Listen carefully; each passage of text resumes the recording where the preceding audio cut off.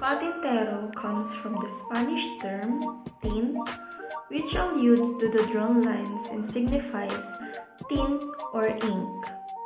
Another name for it is tubigan, tubiganay, or tubig-tubig, because the grid lines are often produced by wetting the ground with water.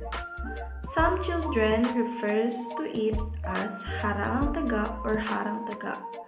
In English, this literally means block and catch.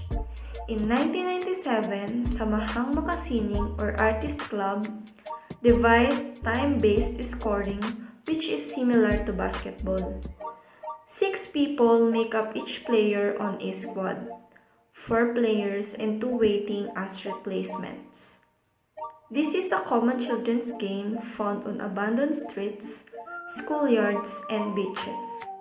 One team tries to pass through a grid mark on the ground, while the other seeks to capture them without ever leaving the grid's line. Patintero is the most popular native game in the Philippines. It doesn't require any particular equipment to play, but if you want to make it an official game, you'll need chalk to draw lines on the ground, as well as a whistle and a stopwatch to measure time. Other names for the game include Lumplumpas, Igorot, Sabatan, Kapampangan, Sinibon or Sirbab, Ilocano, and Tadlas for 4 players or Biros-Biros for 6 players in Western Visayas. Objective: the player should have 2 teams with an equal number of players. The 2 teams made up of defensive or guard players and the runners or passers team. The passers team aims to cross from the starting line to the end of the rectangle and back, and they must avoid getting tagged by the guards team. On the other hand, the defensive or guard team aims to cut and eliminates the runners or passers team to prevent them to reach on the other side and cannot earn points. The goal of the game is for the offensive player to walk or run from one to the other side and return without being caught by the defending group, who guards the line of the court.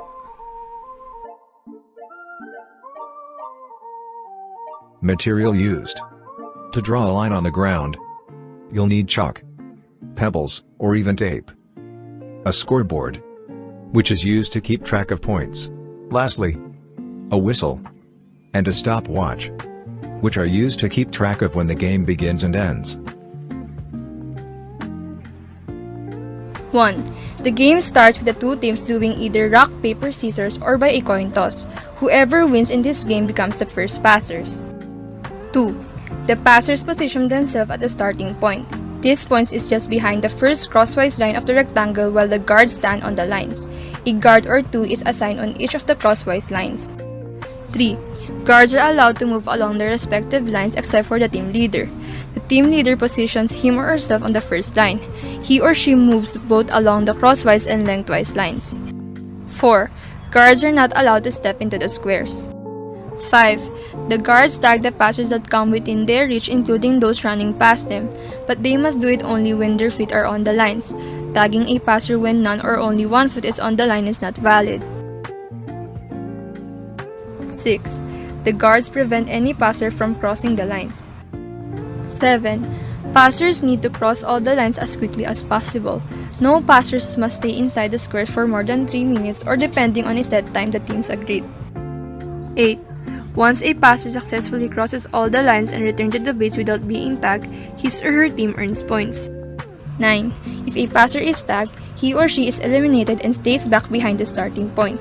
The eliminated player either waits for his or her next turn to pass or wait until all members of the passers' teams are eliminated. 10. Once all the passers are eliminated, their team becomes the guards, and the game continues with the 2 teams exchanging roles. For the setup of Patintero, first is you must draw a big rectangle on the ground, around 6 meters long by 4 meters wide. These can vary according to your preferences. You can mark the ground by using a chalk, pebble, or even a tape.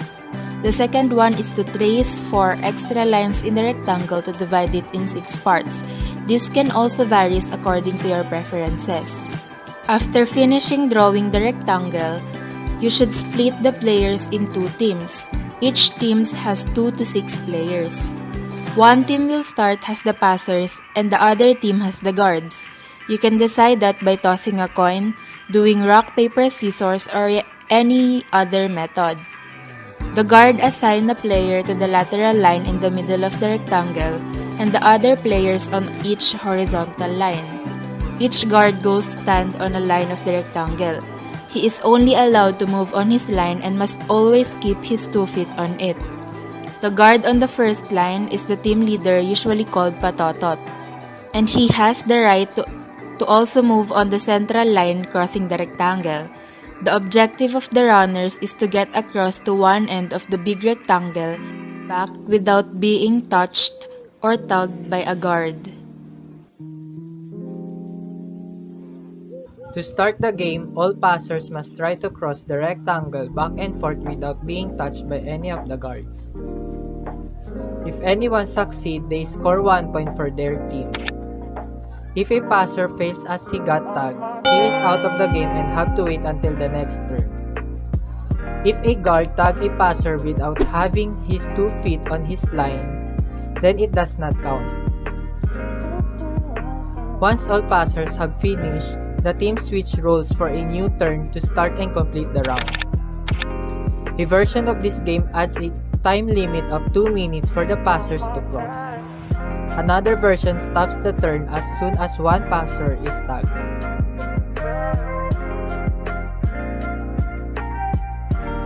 In the actual playing of the game Patintero, it can teach us many values and virtues that could help us in our everyday life, especially when dealing with other people. These include discipline, passion, team spirit, determination, respect, team building, equality, perseverance, and even fun and enjoyment physically, mentally, and socially. Thus, Patintero isn't just a regular game that children used to play, but a game that can harness some good traits within us. During the game, the guards should ensure they have both feet on the ground before tagging their opponent, otherwise, it will not count. Once a runner is tagged, his or her team will switch roles with the taggers. If a runner makes it across the big rectangle and back without being touched with the butterfly fingers, they earn a point. The team with the most points earned in 3 hours wins.